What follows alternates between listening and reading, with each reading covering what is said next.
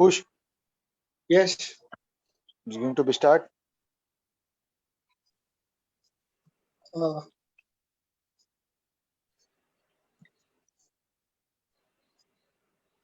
नमस्कार दोस्तों, आज हम वापस आए हैं जिंदगी 2.0।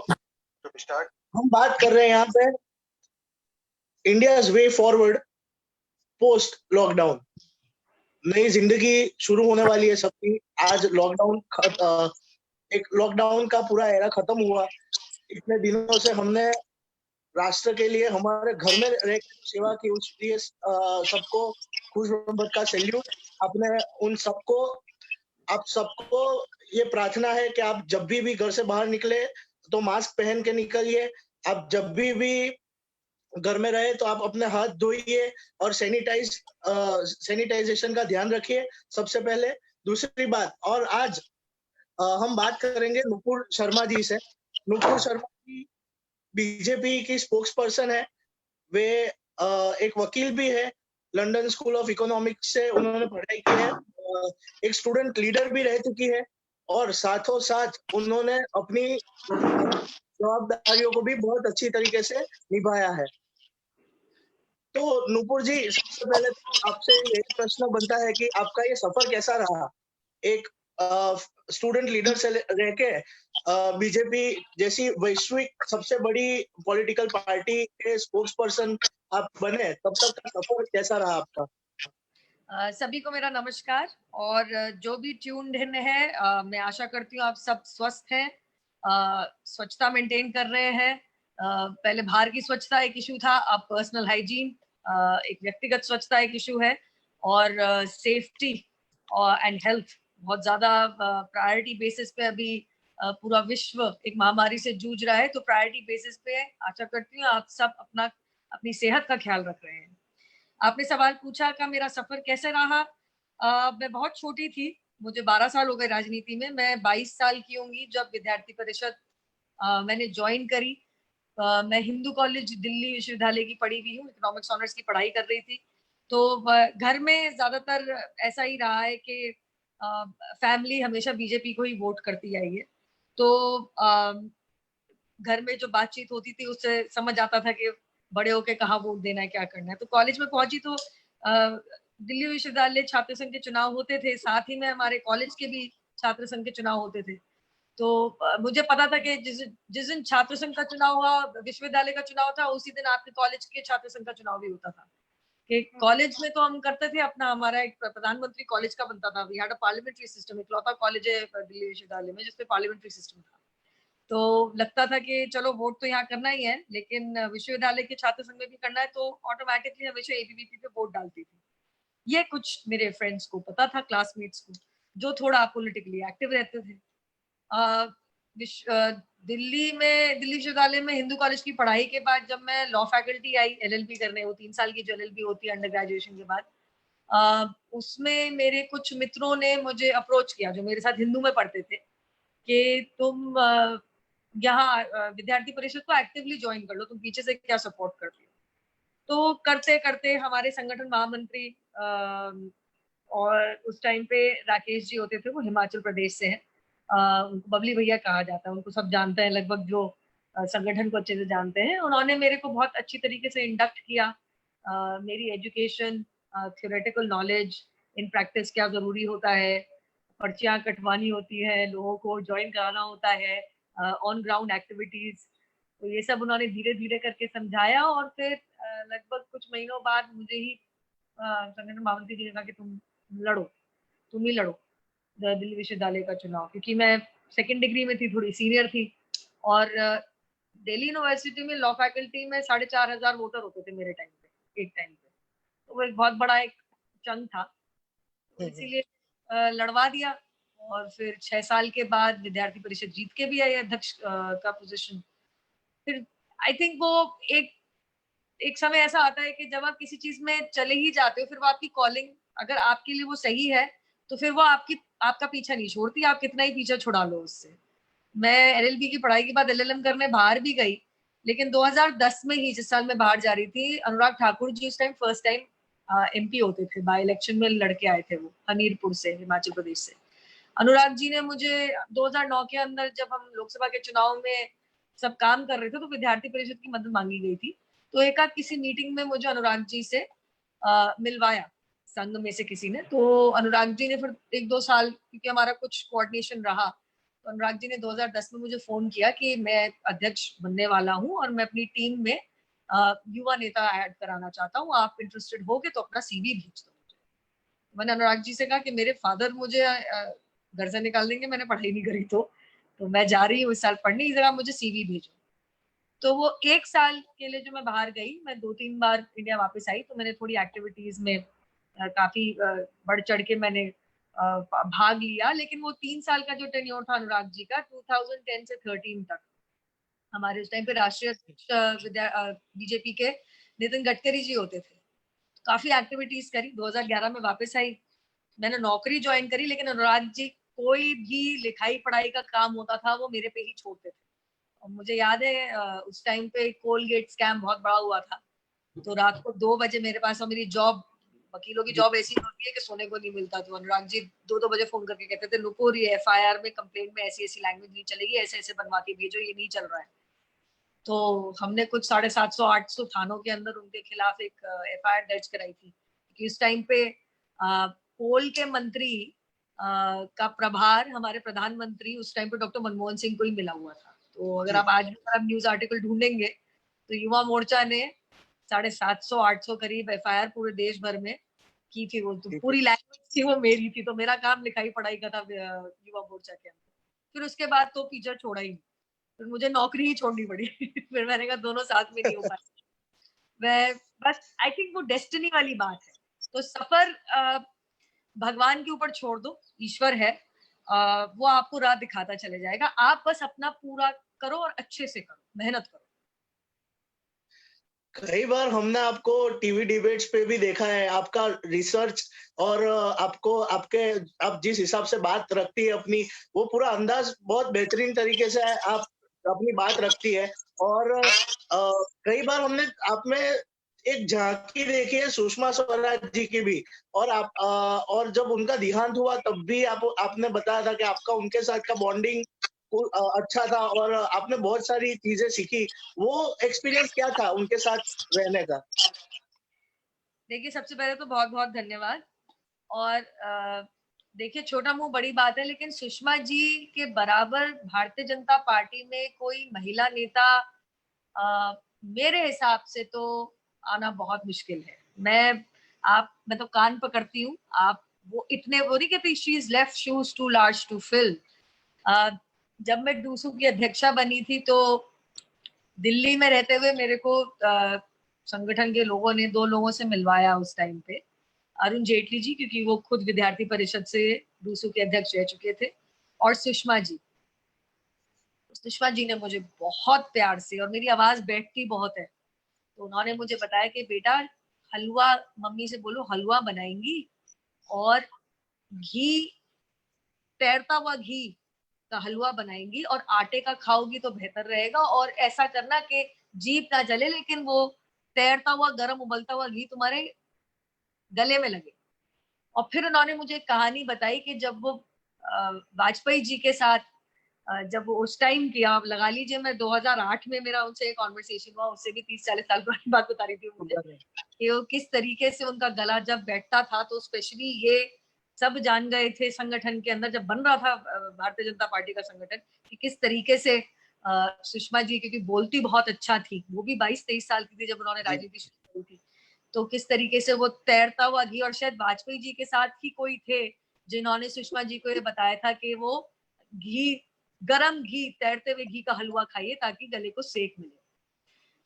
फिर आप लगा लीजिए कि मैं जब नौकरी भी, बाहर भी चली गई, नौकरी भी कर ली, मैं वापस आई, तो मैं एक बार, ये सुषमा जी पार्लियामेंट सेशन में था, हम ऑपोजिशन में थे, और वो FDI को लेके कुछ बहस चल रही थी उस टाइम पे पार्लियामेंट में। सुषमा जी से मेरा मिलने का था, तो उन्होंने बुलाया मुझे, उन्होंने 1-1.25 घंटा मेरे से बैठ के बात करी, और उन्होंने उसमें 15 मिनट इधर उधर की बात, 1 घंटा उन्होंने मुझे बताया कि क्या क्या डिबेट सुनो, इस विषय पे सुनो, इस विषय पे इनकी डिबेट सुनो, मतलब अन्य नेताओं की भी।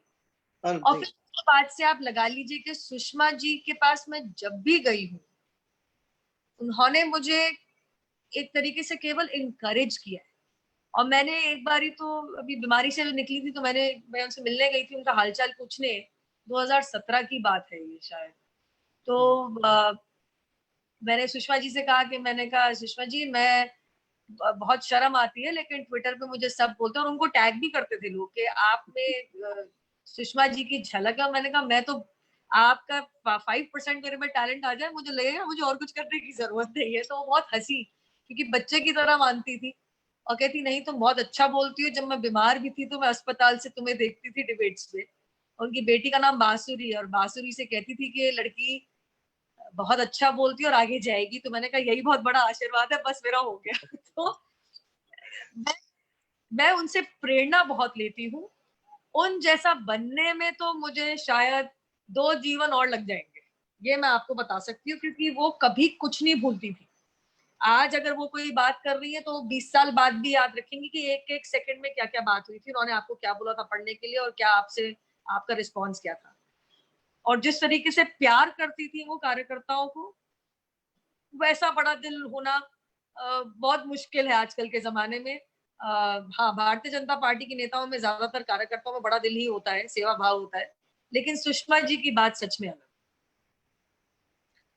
जी, एक बहुत बड़ी लर्निंग भी है कि पब्लिक लाइफ एक बहुत डिफिकल्ट पीरियड होता है जहाँ पे लोग आपको कंटिन्यूज आपको देखते रहते हैं। मैंने वो भी देखा है कि आपका शेड्यूल कभी सुबह 7 बजे से लेके शाम के 9 साढ़े 9 तक आप टीवी डिबेट्स में रहती है, और कंटिन्यूज आपका इन्वॉल्वमेंट रहता है डिस्कशंस में, और आप अपना पक्ष बहुत बेहतरीन तरीके से रखती है। तो आपको ये रिसर्च करने का टाइम और ये सब आप कब ये मैनेज करती है, और ये पूरा इतना टाइम मैनेजमेंट कैसे हो पाता है? देखिए, राजनीति में आपका कोई सेट स्केड्यूल नहीं होता। ऐसा नहीं है कि आपको सुबह उठ के यही करना है, यही करना है। कभी भी कोई भी आपको बुला सकता है, कहीं भी जाना पड़ सकता है। दूसरा, जब आपको बहुत साल हो जाते हैं, मैं टीवी डिबेट तब से ही कर रही हूँ जब से मैं विद्यार्थी परिषद में थी। आजकल शायद छात्र संघ चुनाव इतने फ्रंट पेज न्यूज नहीं है, लेकिन जब मैं होती थी छात्र संघ में तो बहुत फ्रंट पेज न्यूज थी और मेन स्ट्रीम न्यूज होती थी।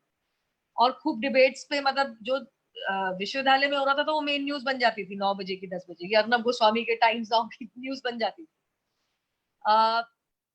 क्या होता है कि जब आप हर रोज ही आप पढ़ते रहते हैं तो आपको वैसे ही चीज आपके दिमाग में रहती है। ठीक है, काफी बार ऐसा भी होता है आपकी पढ़ी हुई चीज आप ध्यान में नहीं ला पाते हो डिबेट पे ही। लेकिन जब आपका बैक टू बैक डिबेट्स होते हैं, हाँ ऐसा भी हुआ है कि मैंने दिन में 12 या 13 डिबेट्स करी है, ऐसा भी हुआ है। और उसमें क्या होता है कि बीच बीच में कुछ हद तक ना टॉपिक, एक दिन की न्यूज एक ही टॉपिक पे होती है, तो आप उसको साथ में पढ़ते रहो। बीच में अगर एक स्टूडियो से दूसरे स्टूडियो, या एक डिबेट या दूसरे डिबेट में जब वेट कर रहे होते हो पार्टी ऑफिस में या घर पे या कहीं भी, तो आप फटाफट पढ़ लो। एक आपका, हमारे पार्टी ऑफिस में एक मीडिया सेल है जो पार्टी की लाइन बता देता है और थोड़ी सी रिसर्च बता देता है कि ये रेलेवेंट है। बाकी आप अपना पढ़ते रहो। काफी आज कल की बात है कि हमारे मीडिया सेल के रिसर्चर को मैंने कोई चीज बताई, मैंने कहा ये पढ़ो, ये देखो क्या है ये आज, ये कोरोना वायरस लॉकडाउन को रिलेटेड ही कांग्रेस की कोई एक पोजीशन पे। तो अच्छा आप भेज दीजिए नुपुर जी, तो मैंने उनको भेजा। मतलब इस तरीके से मुझे दिक्कत नहीं आती कि मैं किसी और प्रवक्ता को कभी कोई पॉइंट्स बताऊं। मुझसे काफी सीनियर लोग भी हैं जिनको मैं बैठ के कभी कभी देख रही होती, तो व्हाट्सएप पे अगर कोई लीगल पॉइंट है मुझे जो लगता है कि यूज कर सकते हैं तो मैं भेज देती हूँ। तो काफी ऐसे सीनियर लोग, मैं नाम नहीं लेना चाहूंगी, उन्होंने फोन करके एक आध डिबेट में अगर कोई सपोजिंग कोर्ट का कोई मामला, नुपुर इसने क्या किया, तो हाँ 24 घंटे पढ़ने की बात है और दिमाग बढ़ा करके और खुला करके रखने की बात है। लेकिन वो विद प्रैक्टिस आ जाता है, बिकॉज एक ही दिन में इतने डेवलपमेंट्स और उनमें इतनी डिटेल्स नहीं होती कि आपको 24 घंटे ही पढ़ना पड़ेगा। हाँ, आप अपडेट्स अपने आप को, आजकल फोन है, ट्विटर के ऊपर तो अपडेटेड न्यूज आती ही रहती है, तो हम सारे ही मीडिया हाउसेस को और प्रिंट मीडिया को हम फॉलो करते हैं, तो उनकी अपडेट्स और एएनआई खासतौर से, पीटीआई खासतौर से फॉलो करते रहिए। दूरदर्शन पे जो न्यूज आती है वो बाकी चैनल्स पे बात पे आती है, ये भी मैं आपको बता दूं। और अगर आप कोई डिबेट या किसी चीज को कुछ, बिकॉज टीवी एंकर्स की ना रिसर्च टीम्स बहुत सॉलिड होती है, तो काफी बारी तो आप देखोगे कुछ ऐसे बड़े चैनल्स हैं जिनके एंकर्स ही कुछ ऐसी स्टेटिस्टिक्स बताते हैं जो हम प्रवक्ताओं के पास नहीं होते। तो जस्ट हमारे घर में न्यूज ज्यादा चलती है, हमारे और कोई चैनल है नहीं, ना मूवी के चैनल ना कुछ है, हमारे टाटा स्काई में सिर्फ न्यूज है। तो हम फ्लिप करते रहते हैं, और अगर मेरे सामने तो खैर हमारे घर में तो कागज और पेन पड़ा रहता है, कुछ ना कुछ कुछ आता है नहीं तो फोन पे लिख दिया मम्मी को या अपनी रिसर्च टीम को या पापा को ही व्हाट्सएप कर दिया ताकि मेरे रिकॉर्ड में रहे। तो ये हम सबकी आदत होती है, पढ़ना is a part of life. नहीं, डेफिनेटली आपने बहुत अच्छी बात बताई कि पढ़ना, कंटिन्यूसली अपडेट रहना बहुत इंपॉर्टेंट है। और यही बात को हम आगे ले जाते हैं। अभी लॉकआउट पूरा चल रहा है, तो आप अपना लॉकआउट के पूरे दिन के दौरान कौन सी एक्टिविटीज करते हैं? क्योंकि अभी तो आप फिलहाल घर पे ही है, और आपके जैसा एकदम एक्टिव व्यक्ति ऐसा घर में रहे तो भी कुछ ना कुछ एक्टिविटीज में वो जुड़ा रहता है। तो अभी आपका लॉकडाउन का जो पूरा दिनचर्या होता है वो कैसा होता है? घर में एक नई एक्टिविटी शुरू हो गई, ऐसा तो नहीं कहूंगी कि पहले कोई काम नहीं करता था, लेकिन पहले समय नहीं मिलता था, क्योंकि अब जो हेल्प करने आती हैं आंटियां घर पे, अभी उनकी एंट्री नहीं है, तो घर में मम्मी और बहन के साथ और पापा के साथ मिलकर घर की सफाई होती है सबसे पहले सुबह सुबह, ये तो है ही। साथ में कुछ टाइम पहले तक तो हम खाने की मदद भी कर रहे थे, फिर दिल्ली पुलिस ने कहा कि अब तो एक्स्ट्रा हो गया कि वो लोग ही बेच रहे हैं, क्योंकि आप अच्छा। अपने एरिया छोड़ के ज्यादा जा नहीं सकते हैं, होर्डिंग हुई है कुछ एरियाज में।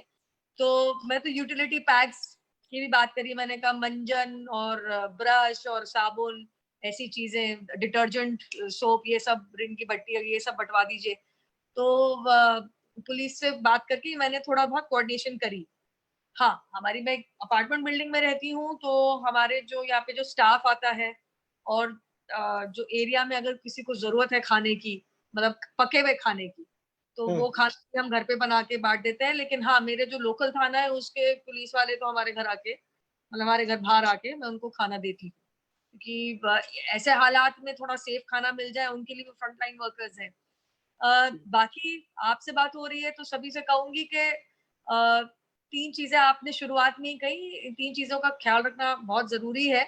शारीरिक दूरी मेंटेन करना बहुत जरूरी है, जो शायद अभी भी लोगों को समझ नहीं आ रहा। तीसरे लॉकडाउन के पहले दिन जब थोड़े से रिलैक्सेशन अनाउंस हुए, तो कुछ लोगों ने शराब की दुकानें खोली और कुछ और दुकानें खोल दी, तो लोग चिपक रहे हैं एक दूसरे से। ये शारीरिक दूरी नहीं होता, जैसे मोदी जी ने कहा 2 गज की दूरी बहुत है जरूरी। तो कृपया करके अपने दिमाग में अब आप लगा लीजिए कि जैसे भगवान को हाथ जोड़ते हैं और नहाते हैं, मंजन करते हैं, जो रोजमर्रा आप करते ही, सोते हैं, जैसे आप हर रोज रात को सोते हैं, जैसे सोना जरूरी है आपके शरीर के लिए, वैसे शारीरिक दूरी भी निभाना बहुत जरूरी है आपके शरीर के लिए। दूसरा, अगर आपके द्वारा मैं कहना चाहूंगी, जो भी ये देख रहे हैं, कि मुंह ढकना और हाथों को स्वच्छ रखना बहुत जरूरी है। तो मैंने अपनी तरफ से पुलिस वालों के द्वारा, आप प्लीज गली नुक्कड़ में जाके दिखाने के चक्कर के अंदर, देखो आप किसी की गरीबी दिखा रहे, मैंने बहुत देखा, ऐसे राजनीति बहुत हो रही है, होनी नहीं चाहिए। आप किसी को खाना खिला रहे हो, आप उस पर अपनी राजनीति मत कीजिए, अभी जरूरत का समय है और सब लगे हुए हैं इसके अंदर। हाँ, आप जब उसका आप प्रेपरेशन कर रहे हो, आप वो दिखाइए। तो जैसे मैंने गरीबों के बीच में और फ्रंटलाइन वर्कर्स के बीच में मुझे मास्क और साबुन बंटवाने थे, तो मैंने पुलिस वालों को दे दी। डीसीपी से मेरी बात की, डायरेक्टली डीसीपी से बात की, मैंने कहा सर ये बंटवा दीजिए, बिकॉज मुंह ढकना तो बहुत जरूरी है, और हाथ धोना भी। तो ये 2 चीजें अगर आप अपनी तरफ से, और तीसरा आप लोगों को बताते रहिए कि शारीरिक दूरी मेंटेन करना जरूरी है। वो पुलिस का काम है वैसे तो शारीरिक दूरी मेंटेन करवाना, लेकिन कहीं ना कहीं जितना हम लोगों में ये मैसेज पहुंचा सके कि दूर रहिए एक दूसरे से, उतना ही बढ़िया होगा। नहीं तो फिर लॉकडाउन खोलना बहुत मुश्किल हो जाएगा हमारी सरकारों के लिए। आज रात को भी 8 बजे प्रधानमंत्री जी आने वाले वापस, देश को संबोधन करने वाले हैं। तो अभी हम फिलहाल जब बात करते हैं, जब पहला लॉकडाउन हुआ तब बहुत सारे हॉटस्पॉट्स बाहर आए धीरे धीरे। ये दूसरे लॉकडाउन में भी एक दिल्ली में स्पेसिफिकली हॉटस्पॉट्स में से बहुत सारे कुछ लोग अपने अपने वतन के लिए निकले, उसमें स्प्रेडिंग भी ज्यादा हुआ, बहुत सारी राजनीति भी हुई, और बहुत सारी बातें हुई कि उन्हें ऐसा नहीं करना चाहिए था, उन्हें कोई एक जगह पे नहीं रुकना चाहिए था, या स्पेसिफिकली ये स्प्रेड आउट हुआ। तो तब आपका क्या ओपिनियन है उसके बारे में? देखिए, एक तो मैंने अभी इससे पहले आपसे सिविक सेंस की बात करी कि स्वस्थ रहना, स्वच्छ रहना और शारीरिक दूरी मेंटेन करना बहुत जरूरी है। दूसरा, एक कॉमन सेंस की भी बहुत जरूरी है सिविक सेंस के साथ। आप जो राजनीति की बात कर रहे हैं आपसे, क्योंकि आप मुझसे रोज मर्रा की मेरा टाइमलाइन भी पूछ रहे हैं, तो हाँ, शाम आते आते मैं डिबेट्स भी करती हूँ, तो उसके लिए भी पढ़ना पड़ता है। आज भी मेरी डिबेट है। मैं इतना जानती हूँ कि मोदी जी जब भी आते हैं देश की जनता जनार्दन से बात करने, चाहे वो टीवी के माध्यम से हो, चाहे वो मन की बात के माध्यम से हो, वो देश की जनता समझती है, मानती है, क्योंकि हमारे देश मोदी जी को बहुत प्यार करता है और उनकी बात मानने को तैयार है, किसी और की माने ना माने। इस समय पे कुछ ऐसे लोग हैं, उनको लगता है कि वो ज्यादा जानते हैं। जब दिल्ली में आप जो बता रहे हैं, जिसको आप सिंगल सोर्स और स्पेशल ऑपरेशंस का नाम दे दिया गया किसी झेप के अंदर, वो दिल्ली के अंदर एक मरकज का इवेंट था, तबलीगी जमातियों के द्वारा किया गया। एक रिपोर्ट आई पिछले हफ्ते, उसमें ये बताया गया कि दिल्ली पुलिस कह रही है कि 15,000 लोगों ने अटेंड किया। 15,000 लोग रहे निजामुद्दीन के, यहीं पे साउथ दिल्ली में ही पड़ता है। उसकी परमिशन क्यों दी दिल्ली सरकार ने? क्योंकि वीडियो एक वायरल हुआ जिसमें दिल्ली पुलिस समझाती भी पाई गई कि भाई मत करो, जाओ अपने अपने घर में, अभी समय अच्छा नहीं है। और ये जो इंटरनेशनल मौलवी आए थे हमारे देश में, देश भर में घूमते रहे, कोई तमिलनाडु जा रहा है, कोई कहीं जा रहा है, कोई कहीं जा रहा है। यहाँ तक ठीक था जब इनको चेक करने के लिए, क्योंकि मौलवी कोविड पॉजिटिव पाए गए, जब उनको चेक करने के लिए ले जा रहे थे तो बसों की खिड़कियों से डॉक्टर्स पे थूक रहे थे। ये सुल्तानपुरी दिल्ली में एक जगह है, उनको प्रोटोकॉल फॉलो करने के लिए बोल रहे कि आप रेस्ट करो, आप दूर रहो एक दूसरे के, तो डॉक्टर से लड़ रहे थे। मुरादाबाद में पत्थर मार रहे हैं जी। आप भगवान की बगल में आज आपके लिए हेल्थ केयर वर्कर है, डॉक्टर और नर्स, क्योंकि ये ऐसी वैश्विक महामारी है, ना इसकी कोई दवा है, ना इसकी कोई वैक्सीन है, ना कोई ट्रीटमेंट है, ना दवा ना दुआ। अभी तो दुआ भी शायद काम ना करे। लेकिन जो लोग अपने दिमाग में जो कॉमन सेंस की बैठा के ये चीज बैठा के बैठे हैं कि हम 5 बार नमाज पढ़ते हैं तो हमारे को कोरोना वायरस नहीं होगा, और ये तो अल्लाह की देन है। मतलब आपको याद होगा शाहीन बाग में से एक दादी ने ये बोला वीडियो के ऊपर, ये तो अल्लाह की देन है। क्या बोल रहा, आपको पता भी है क्या बीमारी है? अभी तो साइंटिस्ट नहीं समझ पाए बीमारी क्या है ये अच्छी तरीके से। तो मुझे लगता है कि यहाँ पे कॉमन सेंस की जरूरत है। आप अड़ियल मत बनिए और ये मत समझिए कि जो भी हेल्थ केयर वर्कर आपकी जांच करने आ रहा है, आपका टेस्ट करने आ रहा है, आपका सैंपल लेने आ रहा है, सर्वे करने आ रहा है, वो आपका दुश्मन है। वो आपकी जीवन की कड़ी बन के आया है, और अगर कहीं ना कहीं अगर आपकी बीमारी सही टाइम पे पता लग जाए तो शायद आप बच जाएं, क्योंकि काफी लोग बच भी रहे हैं इससे। तो ये अड़ियलपना छोड़िए। मैं तो कहूंगी कि हमारे गृह मंत्री आदरणीय अमित भाई शाह ने बहुत अच्छा किया, जो उन्होंने ऑर्डिनेंस लाके एपिडेमिक डिजीजेस एक्ट को अमेंड करके सजा को और इतना कड़ा कर दिया कि अब आप 7 साल जाएंगे जेल के अंदर। अगर आप किसी हेल्पलाइन और फ्रंटलाइन वर्कर को अटैक करेंगे, उनको इंश्योरेंस भी दी डॉक्टर्स को, और अगर आपने किसी फ्रंटलाइन हेल्पलाइन वर्कर की किसी भी प्रॉपर्टी पे नुकसान पहुंचाने की कोशिश करी तो आप ही उसकी भरपाई करेंगे। मुझे नहीं लगता कि इससे अच्छी एश्योरेंस सरकार की तरफ से अभी आ सकती थी, क्योंकि आईएमए ने भी ये सब होने के बाद, इस ऑर्डिनेंस के जारी होने के बाद, अपना प्रोटेस्ट जो 23 अप्रैल को करने वाले थे उसे विड्रॉ किया। लेकिन जब तक हमारे देश में civic sense plus common sense नहीं आएगी, तब तक लॉकडाउन को सक्सेसफुली उठाना और एक नई जिंदगी को एक नई तरीके से जीना हम लोगों के लिए मुश्किल हो जाएगा। इसीलिए मैं बारी बारी कह रही हूँ कि जितने अगर आप 10 लोगों को भी अगर समझा सके ये 3 चीजें, सेल्फ क्लेनलीनेस, पर्सनल हाइजीन, हाथों को धोते रहना, मुंह को धोते रहना, स्वच्छता मेंटेन करना, मुंह पे मास्क रखना और शारीरिक दूरी मेंटेन करना, और डॉक्टर हल्की सी भी दर्द है तो डॉक्टर को दिखाना। डॉक्टर तुम्हारा दुश्मन नहीं है, आप उसको दिखाइए, वो आपको बचा सकता है। ये 3-4 चीजें जब तक हम लोगों को समझा नहीं पाएंगे, उनके दिमाग में ड्रिल नहीं करेंगे, तब तक हमारे को कुछ दिक्कतें आ सकती। क्योंकि मुझे पूरा भरोसा है मोदी जी जब बार बार अपने देशवासियों से, अपने मित्रों से बात करेंगे तो लोगों को समझ आएगा और वो मानेंगे। जी, आपने बहुत सही कहा कि कॉमन सेंस और सिविक सेंस दोनों का मिश्रण होगा तभी लॉकडाउन सफल हो पाएगा। अब बात करेंगे हम यही कि जैसे आपने बताया कि अमित शाह जी ने ऑर्डिनेंस दिया और फिर जो लॉ थे वो ज्यादा स्ट्रिक्ट हुआ है। तो अब लोगों को ये भी एक एक्सपेक्टेशन है कि जब लॉकडाउन खुलेगा तो बहुत सारे इंडस्ट्रीज भी है जिसपे इफेक्ट हुआ है, और इकोनॉमी में भी इफेक्ट हो रहा है और होने वाला है। तो कहीं ना कहीं लोगों की एक अपेक्षा बढ़ गई है मोदी सरकार से लेके सेंट्रल स्टेट गवर्नमेंट से लेके सेंट्रल गवर्नमेंट से लेके कि कुछ रिलीफ पैकेजेस मतलब अनाउंस हो और लोग राह देख रहे हैं। तो इसके बारे में आप क्या कहेंगे? देखिए, मैं इतना कहूंगी कि इंडस्ट्रियलिस्ट जो है कहीं ना कहीं निर्मला जी ने हमारी जो वित्त मंत्री है और आरबीआई ने अनाउंसमेंट्स किए हैं कहीं ना कहीं, और आगे भी होंगे। ऐसा नहीं है कि एक बार कर दिया हो गया। असल दिक्कत जो मेरे समझ आती है न्यूज, टीवी न्यूज के ऊपर डिस्कशन सुन के और पढ़ के, वो एमएसएमईज को है, स्मॉल बिजनेसमैन को, स्मॉल एंटरप्राइजेस को। अब इसको मैं एक आप इसको समझिए, इसको मैं किस परसेप्शन में आपको समझाना चाह रही हूँ कि देश में फिलहाल लॉकडाउन के चलते सबसे अहम मुद्दा था कि लोग भुखमरी, कोरोना वायरस छोड़िए, लोग भुखमरी से ना मर जाए। तो इसी के चलते अगर 24 तारीख की शाम को अनाउंस किया आदरणीय प्रधानमंत्री मोदी जी ने कि लॉकडाउन चलेगा, और सिर्फ हमारे देश की नहीं है, पूरे विश्व की दिक्कत है, सभी को लॉकडाउन फेस करना पड़ रहा है, सही पे अनएम्प्लॉयमेंट रेट बढ़ रहा है, सही में सभी के एंटरप्राइजेस में बहुत प्रॉब्लम आ रही है। तो 24 की रात को ये अनाउंस करके 26 को गरीब कल्याण योजना के तहत 84 करोड़ देशवासियों को अनाज और राशन वितरित करने की एक योजना भी निकाल दी मुफ्त में। अगर एक परिवार में 5 लोग हैं तो आप लगा लीजिए कि 25 किलो अनाज, आपकी मनपसंद दाल, आटा और चावल, 25 किलो अनाज प्रति माह एक परिवार के लिए 5 लोगों के बहुत है। वो 84 करोड़, 100 अगर 35 करोड़ का देश है तो 84 करोड़ आप लगा लीजिए, काफी भरकम, भारी भरकम पॉपुलेशन कवर हो गई। वो 1,70,000 करोड़ का पैकेज अनाउंस किया।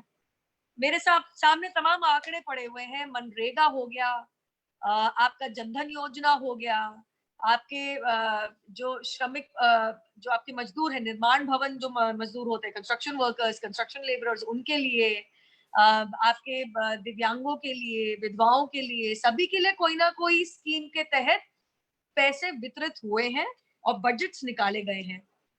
उज्ज्वला योजना के तहत 3 महीने आपको सिलेंडर मुफ्त में हो गया। साथ ही में भारतीय जनता पार्टी के खुद के कार्यकर्ता भी राशन बांट रहे हैं गरीबों के अंदर, कि कोई भूखा ना रहे। हम अपनी तरफ से सरकार के साथ कंधे से कंधा मिला के, जनरल पब्लिक, पार्टी, सब साथ में कर रहे हैं जो कर सकते। अब इसमें ये सब होने के बाद अब जरूरी है तो वो मध्यम वर्ग के जो बिजनेस और इंडस्ट्रीज है उन्हें ऊपर खींचना, एमएसएमई जी। अब इंटरेस्टिंगली एक चीज देखिए कि 3 भाजपा शासित प्रदेश हैं, यूपी, गुजरात और मध्य प्रदेश, जिन्होंने लेबर लॉ को रिलैक्स किया है। क्योंकि इससे क्या होगा कि एमएसएमई, क्योंकि शुरुआत में मोदी जी ने कहा कि आप किसी को नौकरी से मत निकालिए, आप उनके पैसे देते रहिए। तो जो मिडिल लेवल जो कंपनी, इंडस्ट्रीज और एंटरप्राइजेस है, उनको लिक्विडिटी की और कैश की बहुत क्रंच आने लगी, क्योंकि उनका इतना कोई प्रॉफिट और टर्नओवर नहीं होता कि वो बस महीना दर महीना वो पैसे देते जाए और उनका खुद की रोजी रोटी भी चले। जी। तो वो मिडिल एंटरप्राइजेस को वापस एक अच्छा फुटिंग देने के लिए 3 प्रदेशों ने लेबर लॉ को रिलैक्स किया कि अगर हम आपसे काम ज्यादा निकलवाएंगे या आपको नहीं नौकरी पे रख पाएंगे, कहीं आप हमारे को सू ना कर दें। जो मैं कहूंगी कि अब तो सब कुछ चेंज हो गया। एज अ लॉयर मैं कहूंगी अब पूरी दुनिया चेंज हो गई है, तो कहीं ना कहीं सभी को एडजस्टमेंट करने की जरूरत है। तो अगर आपको कहीं ना कहीं नौकरी से निकाला जा रहा है, आपकी 2 वक्त की रोटी का इंतजाम सरकार कर रही है, पार्टी कर रही है। सरकार का मैंने आपको बताया 84 करोड़ लोग हैं, उनकी रोजी रोटी का इंतजाम सरकार भली भांति कर चुकी 26 मार्च से।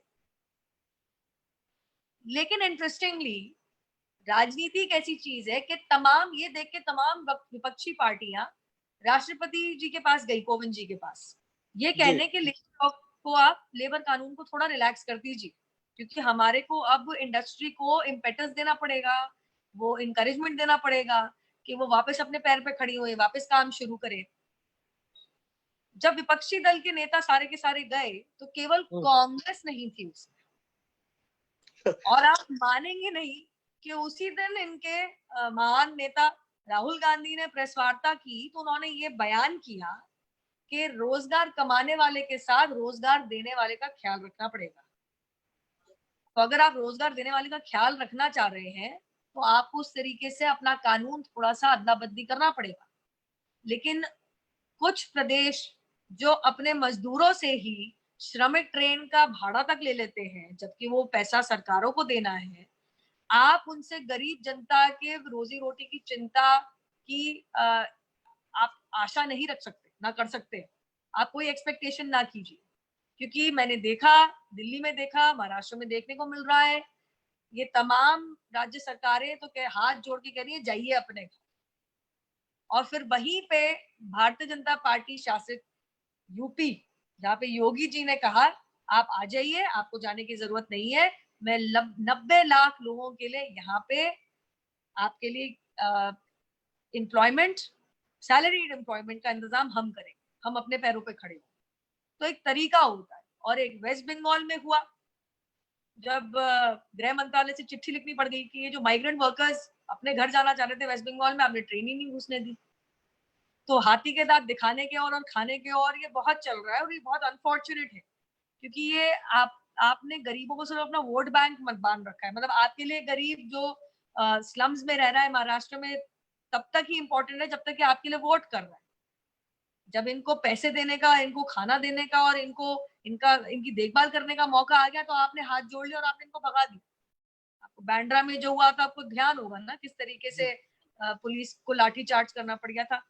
तो काफी चीजें एक्सपोज हो रही हैं कि किस तरीके से कुछ राज्य सरकारें बिल्कुल ही इनकेपेबल हैं। तो मोदी जी के कंधों पे अभी बहुत बड़ी जिम्मेदारी है। कल ही एक टीवी डिबेट पे मैं बात कर रही थी कि इंडस्ट्री को इम्पेटस देना सिर्फ मोदी जी का काम नहीं है, तुम्हारे राज्य मंत्रालय क्या कर रहे हैं उसमें। You have a state level ministry and a department to look after both agriculture and also industry. What are they doing? Modi ji ने चौथी बीसी में कहा था अपनी एग्जिट पॉलिसी बताइए, कुछ खास नहीं आया। तीसरे लॉकडाउन के पहले दिन सोमवार को, आई थिंक मई 4 या 5 था उस दिन, 4 या 5 को, हाँ उस दिन जब 4 बजे की प्रेस वार्ता हुई थी तो ब्रॉड गाइडलाइंस केंद्र सरकार से दी गई, मुझे अच्छी तरीके से याद है। नीति आयोग के चेयरपर्सन वगैरह सभी बैठे हुए थे। तो what I am trying to say is के अब फिलहाल दोबारा मोदी जी ने कहा है कि 15 तारीख तक अपना फीडबैक दीजिए कि आप किस तरीके से आपको इकोनॉमिक प्रॉब्लम है, मानते हैं, लेकिन आप किस तरीके से मैनेज कर सकते हैं, क्योंकि जो दिल्ली में हो रहा है वो केरल में नहीं हो रहा, जो केरल में हो रहा है वो गुजरात में नहीं हो रहा। तो कहीं ना कहीं जिम्मेदारी तो लीजिए आप सभी। अगर आप सभी पूरी रिस्पॉन्सिबिलिटी, पूरी जिम्मेदारी मोदी जी पे छोड़ना चाह रहे हैं तो आपने क्यों चुनाव लड़ा, क्यों लड़के आए, आप क्यों बैठे हैं कुर्सी के ऊपर। तो ये एक कोऑपरेटिव फेडरलिज्म की बहुत सख्त जरूरत है। और जहां तक एज एन इंडिपेंडेंट ऑब्जर्वर, भूल जाइए कि मैं एक स्पोक्स पर्सन हूँ, प्रवक्ता हूँ पार्टी की, एज एन इंडिपेंडेंट ऑब्जर्वर मैं कहूंगी कि अगर चिंता कोई कर रहा है, एंड थैंक गॉड इस समय पे हमारे पास अभी प्रधानमंत्री मोदी जी हैं, अदरवाइज तो हमारे को बहुत परेशानी का सामना करना।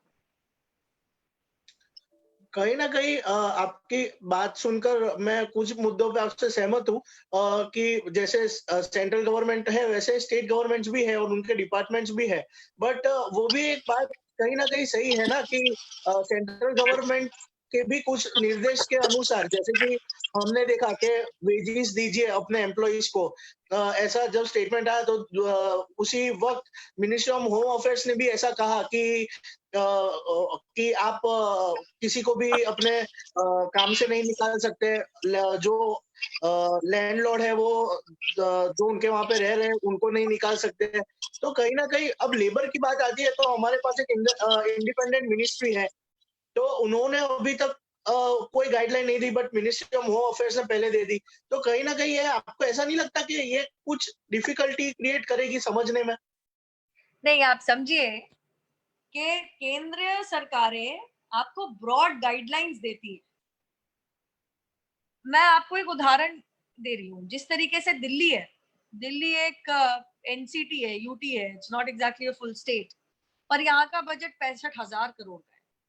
23 मार्च को यहाँ का बजट पारित हुआ था 65,000 करोड़, 65,000 करोड़। वैश्विक महामारी से जूझने के लिए दिल्ली सरकार ने केवल 50 करोड़ ईयरमार्क की। मैं पूछना चाह रही हूँ कि वो 64,000 करोड़ 64,950 करोड़ का क्या करेंगे आप? जिस तरीके से आपको सेंट्रल गवर्नमेंट एक ब्रॉड गाइडलाइन नहीं दे कि एकदम से आप, क्योंकि आपके पास माइग्रेंट लेबर बहुत है, आप हाथ साफ करके आप उनको भगा ना दे। सरकारें और जो अन्य विपक्षी पार्टियां हैं वो कहीं ना कहीं सरकारी पैसे को, ट्रेजरी को का गैर इस्तेमाल भी कर सकती है। ये आप भी जानते हैं, मैं भी जानती हूँ।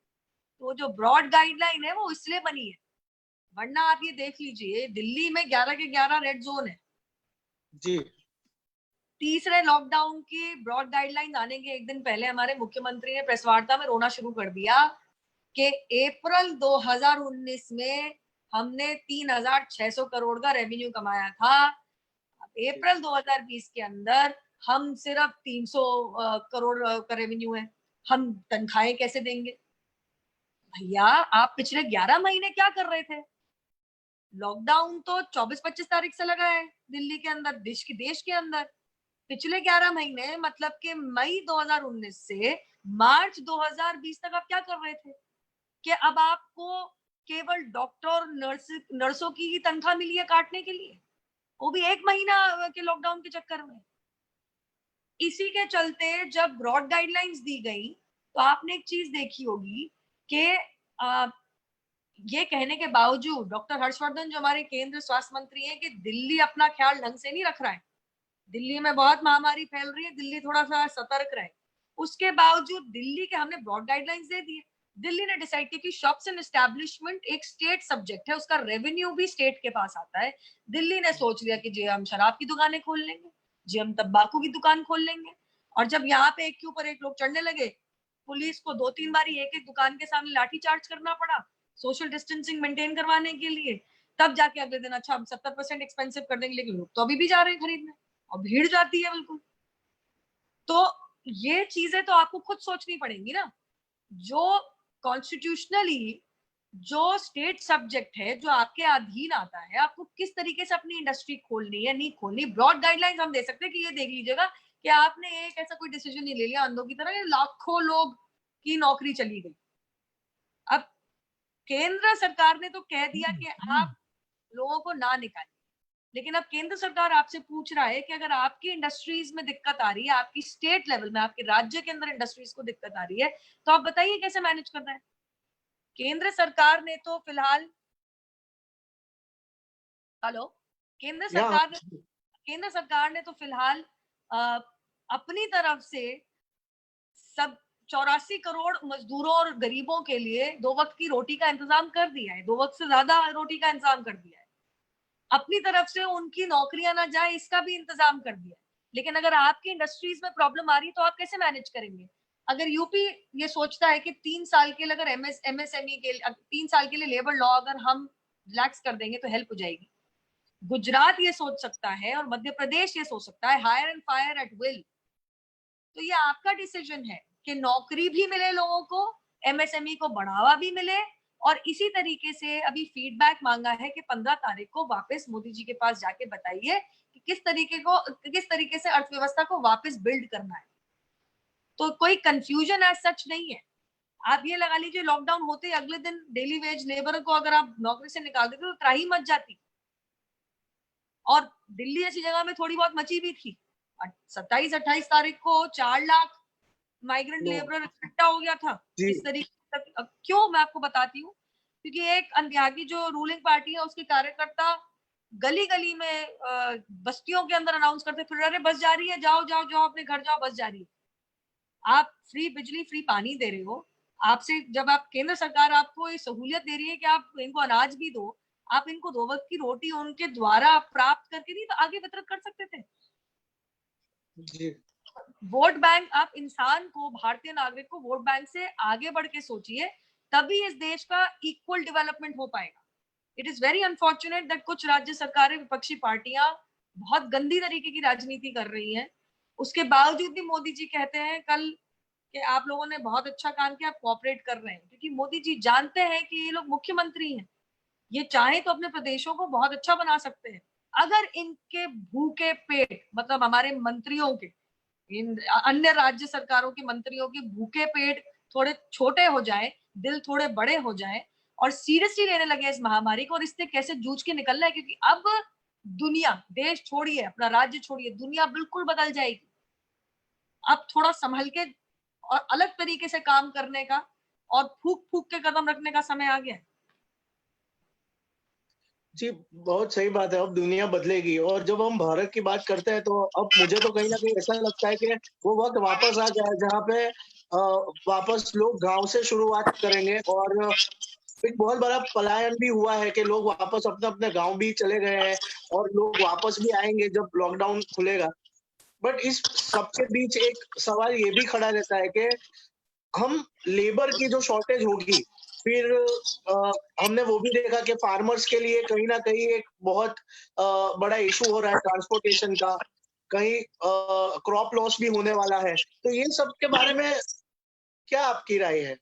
नहीं, मेरे हिसाब से तो जो पीएम किसान योजना है उसके तहत मदद तो पहुंच ही गई है, पहली इंस्टॉलमेंट तो पहुंच ही गई है।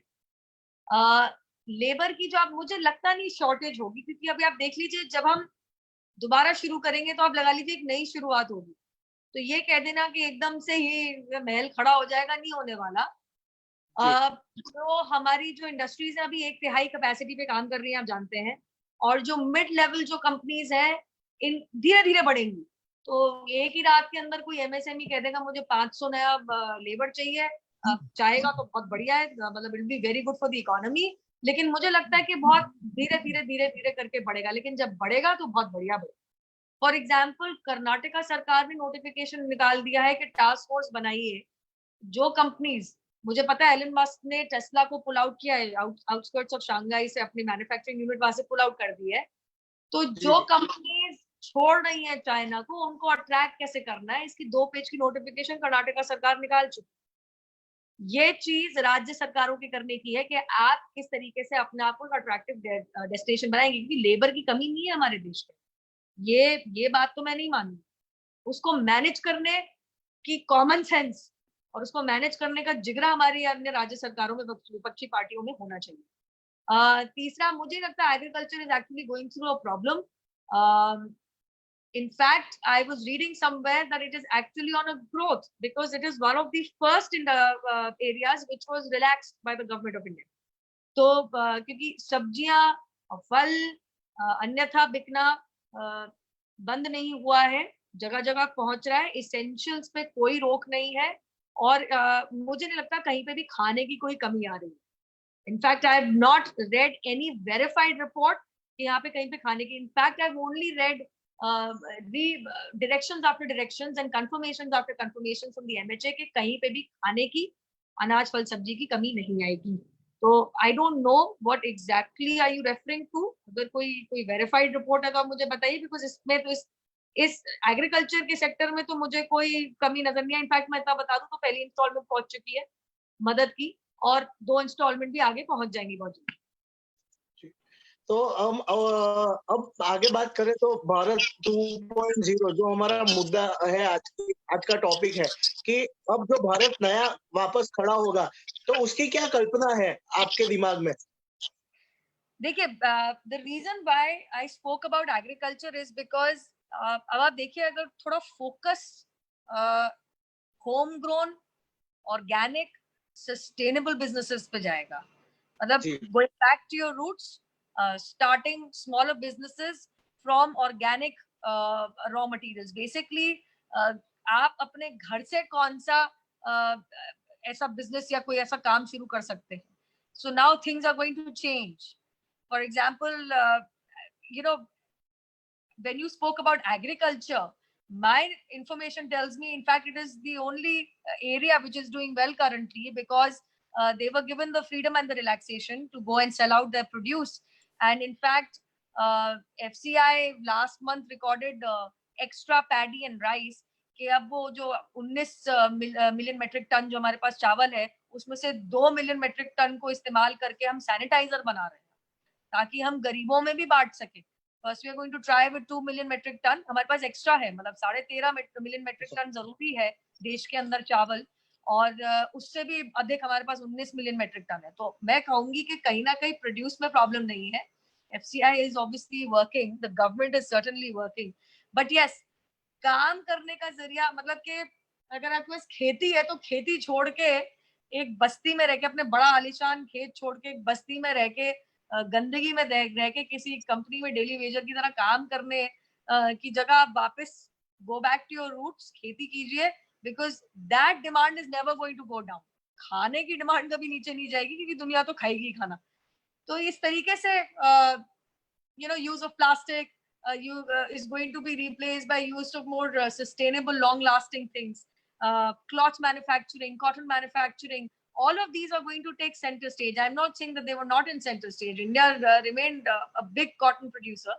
But all I'm trying to say is that homegrown businesses, smaller businesses which start small and grow big, and I think Gujarat is the perfect example. आपके यहाँ तो पापड़ बेचने वाले एम्पायर मल्टी मिलियनर होते हैं, ऑर्गेनिक प्रोड्यूस बनाने और food processing के यूनिट खोल लेते हैं, and they become multi millionaires. मुझे याद है 2013 में एक रिपोर्ट पढ़ी थी मैंने, जिसमें यह लिखा था कि maximum number of widowed millionaires belong to Gujarat because of the skill impartation. So I think that's how the government is going to change the role, and that's how we expect the people also of this country, मतलब हमारे देशवासियों को भी समझना पड़ेगा कि दिल्ली में रहने की और किसी मेट्रोपॉलिटन में रहने की चाह, मतलब गंदगी के अंदर जहाँ पे आप एक दूसरे को मुंह जोड़ रहा है, कोई शारीरिक दूरी नहीं है और बीमारी फैले चले जा रही है, दिल्ली में तो फैल रही है। इससे तो अच्छा आप अपने आराम से रहिए, साफ स्वच्छता में रहिए, शायद आप पैसा ही कहीं ज्यादा कमा ले, आपकी जिंदगी कहीं बेहतर हो जाए, और सरकार आपकी तरफ वो फैसिलिटीज और अम्यूनिटीज प्रोवाइड करने की पूरी कोशिश करेगी। जिस तरीके के अस्पताल, जिस तरीके के कॉलेजेस, एम्स वगैरह मोदी जी के कार्यकाल में खुले हैं, अनाउंस हुए हैं, किसी और भी सरकार के कार्यकाल में नहीं खुले ना अनाउंस हुए हैं, तो थोड़ा धैर्य रखिए। देश की कमान अभी बहुत सही इंसान के हाथ में है, जिसके लिए प्रथम देश है और देश का विकास है। अब आगे हम बात कर सकते हैं, जैसे कि आपने बताया कि एग्रीकल्चर एक सेक्टर है जहाँ पे ज्यादा लोग जाएंगे, और उसके साथ साथ ही दूसरा भी एक आपने चीज बताई कि गुजरात में तो लोग पापड़ बेच के भी मतलब बिलियनर बने। आपकी बात बहुत सही है, मतलब गुजरात की बिजनेस एक्विपमेंट सबसे ज्यादा उनमें होता है। बट कहीं ना कहीं हम एक वो भी चीज है कि अब लॉकडाउन 2.0 के बाद बहुत सारी चीजें बदलेगी, जैसे कि जैसे आपने बताया कि लिक्विडिटी क्रंच होगा, फिर कहीं ना कहीं लोग अपना बिजनेस प्रोसेस करने का जो तरीका है वो बदलेंगे।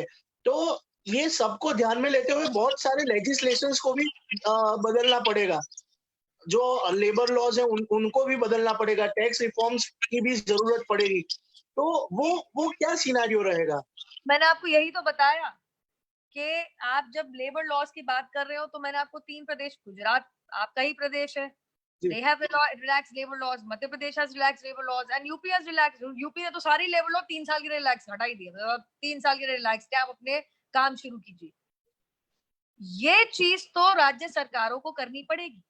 अब मुझे इतना पता है कि विवेकानंद जी के नाम पे जो आपका स्किल डिपार्टमेंट था, उसको मनमोहन सिंह जी की सरकार ने 2 बार अवार्ड किया था for being the best skilling department in the country.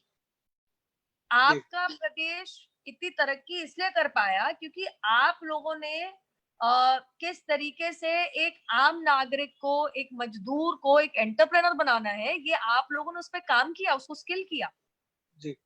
किस तरीके से जॉब सीकर की जगह जॉब गिवर बनाना है, जॉब क्रिएटर बनाना है, ये आप लोगों ने, राज्य सरकार ने उस चीज पे फोकस किया।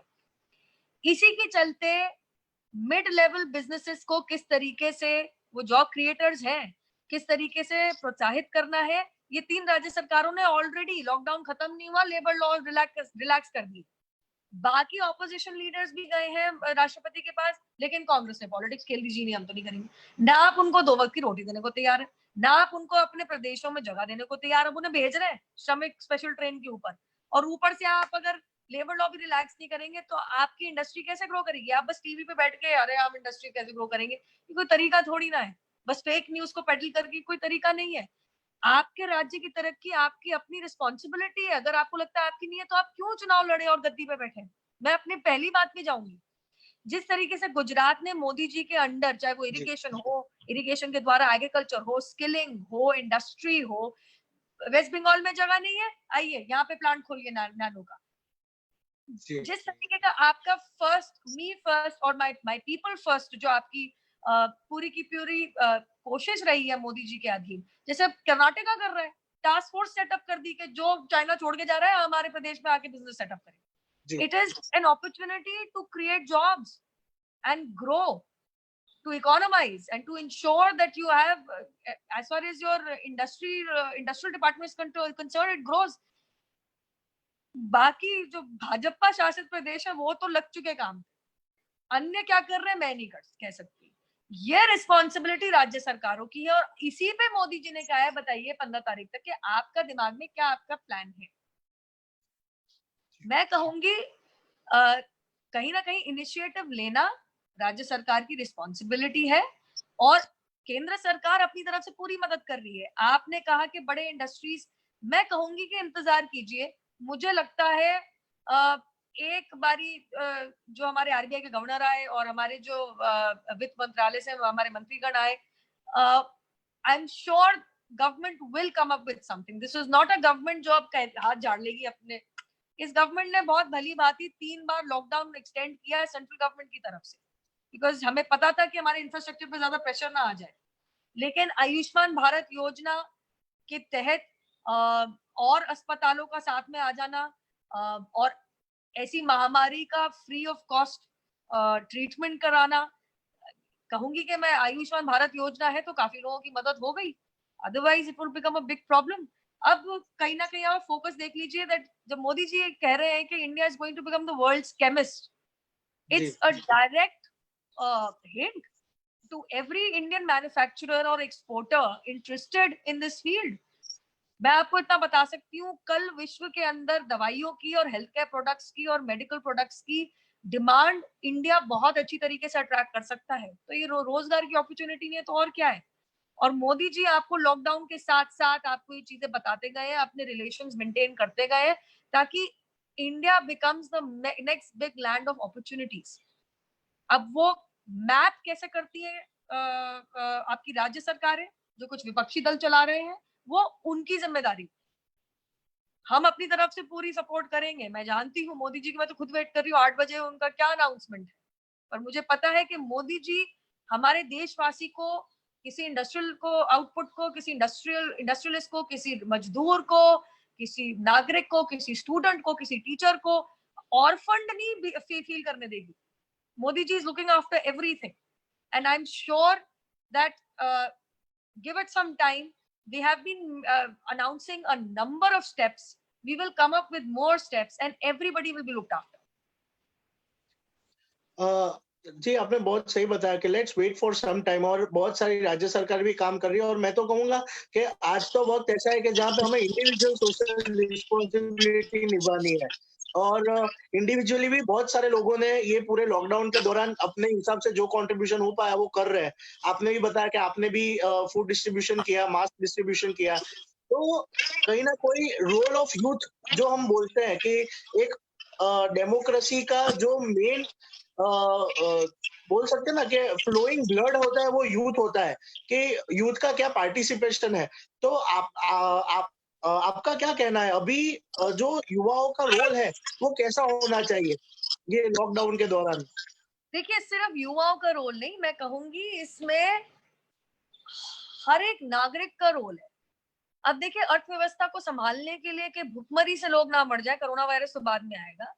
अर्थव्यवस्था को संभालने के लिए अब धीरे धीरे करके लॉकडाउन रिलैक्स किया जाएगा। और देखिए, 3 स्टेज का बहुत ही मॉडेस्ट लॉकडाउन तो यूके में भी अनाउंस है। यूके में जिस तरीके से महामारी फैली है, मतलब कि 60,000 इन्फेक्शन भारतवर्ष के अंदर 101 दिन में आए, लेकिन 60,000 इन्फेक्शन यूके जैसे छोटे देश के अंदर 40 दिन में आ गए थे। आपको पता है ये बात? तो हमसे ज्यादा कहीं ज्यादा मॉडेस्ट लॉकडाउन एंड स्ट्रिक्ट, जैसे आपने कहा ना एमएचए की डायरेक्शंस आई थी, ज्यादा गाइडलाइंस तो बोरिस जॉनसन ने 3 stages of relaxation of lockdown conditions पे कल परसों की ही बात है। हर देश को अपना कदम फूंक के रखना पड़ेगा, हर देश को बहुत थम के चलना पड़ेगा। लेकिन वो देश कौन बनाता है? आप और मैं सिर्फ स्टूडेंट से नहीं कहूंगी, स्टूडेंट से तो मैं कहूंगी, मैं जानती हूँ कुछ लोगों को, जैसे ट्यूशन पे बच्चा नहीं जा सकता, आप फ्री में बच्चों को स्काइप के द्वारा ट्यूशन क्लासेस दे दीजिए। कोई सब्जेक्ट अगर English, Hindi, math, science, social studies, civics, जो भी है, हिस्ट्री, अगर आप पढ़ा सकते हैं, आप स्काइप के थ्रू दीजिए। खाना तो वितरित हो ही रहा है, उसके साथ आप रोजमर्रा की जिंदगी में एक तरीके से एक बिल्कुल स्टॉप ना आ जाए। बच्चों की एजुकेशन बहुत जरूरी है। और मोदी जी ने क्या किया, ये देखिए कि आज के बच्चों को स्वच्छता के बारे में आपसे और मुझसे ज्यादा पता है। हम लोग पता है भूल गए जी। एनवायरमेंट को साफ रखना क्या होता है, लेकिन मोदी जी ने ऐसा ड्रिल किया 2014 में। बच्चा आपको बताएगा कि थूकना बुरी बात है, सड़क पे थूकना बुरी बात है, मत थूकिए, हाथ धोइए। बच्चे को ज्यादा अकल होगी, लेकिन बच्चे की जी जिंदगी कैसे अच्छी कर सकते हैं, आप ट्यूशन दीजिए। आप अपनी गली की सैनिटाइजेशन का आप कहीं ना कहीं अपने सर पे जिम्मेदारी ले सकते हैं, आप वो कीजिए। लेकिन ये सिर्फ यूथ का काम नहीं है। मैं ये कहूंगी कि हर एक नागरिक को समझना पड़ेगा कि हमारी अर्थव्यवस्था, all those businesses will only come to India, job opportunities will only be created, any kind of fiscal package announced by the government of India will only be useful if you and me as responsible citizens at least follow the law of maintaining bodily or social distancing.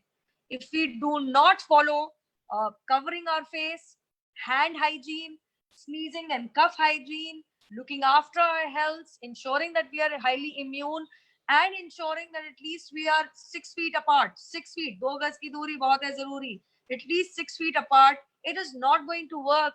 All our big ideals, all our expectations that now India is going to actually restart. हमारा engine restart हो रहा है. It's going to come into a different kind of development of our economies. All of our dreams are going to come shattering down if we are unable to control this pandemic. Only yesterday I read South Korea very successfully managed to control it. One man went into some bars and clubs. He infected 85 confirmed people, and now the government of South Korea is looking for 555 people who might likely be infected. So what I'm trying to say is, don't be that man. Be very careful. You want to get back to work, you want to get back to your normal life. One, I don't think it's going to be normal like pre-COVID era. It's going to be very different. Accept the changes and make the best of it, because like they say, survival of the fittest, and जान है तो जहान है. जान है, बहुत सही बात है। जान है तो जान है, आपने बहुत सही बताया। हमने ये भी देखा कि नमस्ते करना वापस एक संस्कृति बन गया। बहुत सारे बड़े देश के लोगों ने ये अपनाया। तब कहीं ना कहीं और आगे आगे जो रोल भारत निभाने वाला है, वो सही में कहीं ना कहीं हमें ऐसा लगता है कि भारत कहीं ना कहीं विश्व गुरु बनने की होड़ में आगे बढ़ा है। और बहुत सारी चीजें भारत ने लोगों को सिखाई है। WHO के हिसाब से भी भारत के स्टेप्स बहुत अच्छे रहे। तो कहीं ना कहीं आपकी बात सही है कि each and every individual social responsibility का ये दौर चालू है। अब कहीं हम बात करते हैं पॉलिटिक्स की, तो पॉलिटिक्स में भी बहुत सारे चेंज आएंगे। जैसे पहले रैलीज होती थी, तो अब शायद रैलीज का भी कोई नया इनोवेटिव वे ढूंढना पड़ेगा। तो इसके बारे में आपका क्या ओपिनियन है? देखिए, मैं तो जानती हूँ कि गुजरात में शायद 3D टेक्नोलॉजी यूज करके मोदी जी काफी रैलीज कर चुके हैं। बट अब रैली में एकत्रित होना तो भैया in the near future is going to be very, I don't see it happening as such, but I wish we go back to that time. But I wish by the time ये rallies और ये सब, because वो जो electrifying atmosphere है, मैंने बहुत rallies attend करी है मोदी जी की और पार्टी की, तो मैं तो बता सकती हूँ जो इलेक्ट्रीफाइंग एटमोसफेयर है वो मुझ जैसा कार्यकर्ता बहुत ज्यादा मिस करने वाला है। तो उसमें I hope that when the time comes, supposing there is a vaccine, supposing I'm a positive person, I hope there's a vaccine, all of us are vaccinated, everything is fine, but जब तक वो जमाना वापस आएगा, I hope that we as a people will become more civilized, with a lot more civic sense and a lot more common sense. कि मंदिर जाना है और अगर क्यू लगा है तो हम क्यू को फॉलो कर रहे हैं, एक दूसरे को धक्का नहीं दे रहे हैं। रैली में खड़े हैं तो एक दूसरे के ऊपर, सड़क के ऊपर नहीं चढ़ रहे हैं, एक दूसरे पर थूक नहीं रहे हैं। खाना खा रहे हैं तो नीचे पत्तल नहीं फेंक रहे हैं, बोतलें पानी की नीचे नहीं फेंक रहे हैं। रिस्पॉन्सिबिलिटी हमारी है, देश हमसे बनता है, भारतवर्ष हमसे बना है। जब तक हम नहीं सीख जाएंगे, दुनिया का कोई देश, दुनिया का कोई लीडर हमारे अंदर ये ड्रिल नहीं कर सकता। ये रिस्पॉन्सिबिलिटी हमारी, अगर हमारे को अपने देश को सुरक्षित स्वच्छ रखना है, महामारी से बचाना है, अपने फ्रंटलाइन और हेल्थ केयर वर्कर्स को उनकी सही ड्यू इज्जत देनी है, रिस्पेक्ट देनी है, तो रिस्पॉन्सिबिलिटी हमारी है। हम इस बीमारी से हारे ना, हमें इस बीमारी को हराना है। और इसीलिए ये 3-4 चीजें, नमस्ते आपने बोला, प्रिंस चार्ल्स भी नमस्ते करते नजर आ रहे हैं, तो अब थोड़ा सा रिस्पॉन्सिबल सिटीजन बनने की बहुत जरूरी है, सतर्क सिटीजन बनने की बहुत जरूरी है, फूक फूक के कदम रखने की बहुत जरूरी है। और इट इज सैड कि अब हमें दूर दूर से नमस्ते, मतलब दूर ही रहना पड़ेगा, लेकिन अभी आजकल बहुत जरूरी है, तो कीजिए। आपकी जान बचेगी, आपके परिवारजनों की जान बचेगी, तब तो आप पैसे और इकोनॉमी और इंडस्ट्री और एमएसएमई के बारे में और स्टूडेंट्स और स्टडीज लाइफ और स्टूडेंट लाइफ के बारे में कुछ कर पाओगे, अदरवाइज इट इज फ्यूटाइल। हमने तो वो भी देखा कि कई पार्लियामेंट्स भी अब अपने पार्टी लेवल वर्क भी जो कार्य करता है वो घर पे बैठ के अपने लैपटॉप से मीटिंग से कर रहे हैं। तो ये पूरा सिनेरियो पूरा चेंज हो गया है, पैटर्न ऑफ वर्किंग पूरा चेंज हो गया है।